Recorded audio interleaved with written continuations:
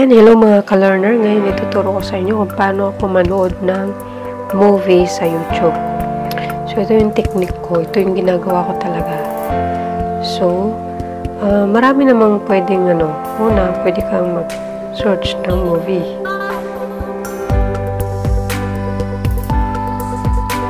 Yan, so, mabilis lang talaga yung signal ko, kaya ganyan. So, ito, merong lumalabas dito na mga movies na for rent or mabayaran mo. Tapos meron naman dito mga free movie talaga. Yung iba dyan kasi hindi legit hindi legit yung iba dyan kasi pagbukas mo meron yung story lang, tapos meron yung putol, tapos meron yung dub, mga ganun. So ito, i-recommend ko sa inyo is itong Hollywood English Collection kasi nanonood ako dito at saka legit na legit yung mga movies nila. Kung ano yung nakikita mo dun sa video, ito, yun talaga yung palabas. Yung iba kasi halimbawa, picture niya is jacket siya, pero pag binuksan mo yung movie, hindi naman yun yung palabas. So may mga ganun. So, ito kasi legit talaga yung nanonood ako dito. Pero ito talaga yung ginagawa ko para kasi dito sa area ko is hindi ganun kaganda yung signal. So, pagka binuksan ko yan, siyempre, kung nanonood mismo ako sa YouTube ng live, titigil yan pagka hindi maganda yung signal. Kaya yung ginagawa ko, dina-download ko siya. Hanap lang ako maganda. Mahilig ako sa action movie.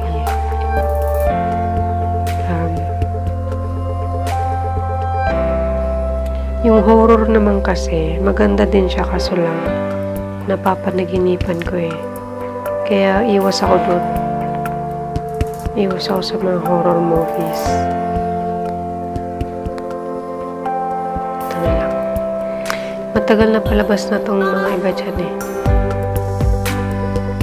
Hindi lang iba, talagang matagal na palabas. Kaso lang maganda kasi siya, maganda yung quality niya. Tsaka magaganda yung collection niya. Hindi nakakasawang panoorin. So, ito yung quality, no? Mayroong medium tapos low. Tapos kung premium member ka ng YouTube, so makakapag-download ka ng magagandang quality. Ito sa Full HD, tsaka high. Yan. Pero always ako dito sa medium. Okay lang naman kasi sa cellphone lang naman nanonood eh. Yan. Wala namang problema doon. Kasi nakikita mo rin naman eh. Importante doon na pampalipas oras. So, dito siya lalabas. No? Download. Yan. So, dito makikita no yung download dito sa library. Tapos, makikita nyo mayroon akong dalawang downloads dito. Napanood ko na yung isa, tapos yung iba pang na-download ko is dinelete ko na. So, ang kagandahan dito sa channel na to is legit talaga yung movies nila, tsaka maganda yung quality. At marami na bang ibang mga channel, no? Pero kailangan mag-explore ka muna, tignan mo muna yung movies nila before mo i-download kung gusto mo i-download. Kung mabagal ang signal mo, yun yung kailangan mong gawin. I-download mo muna siya bago mo siya panoorin.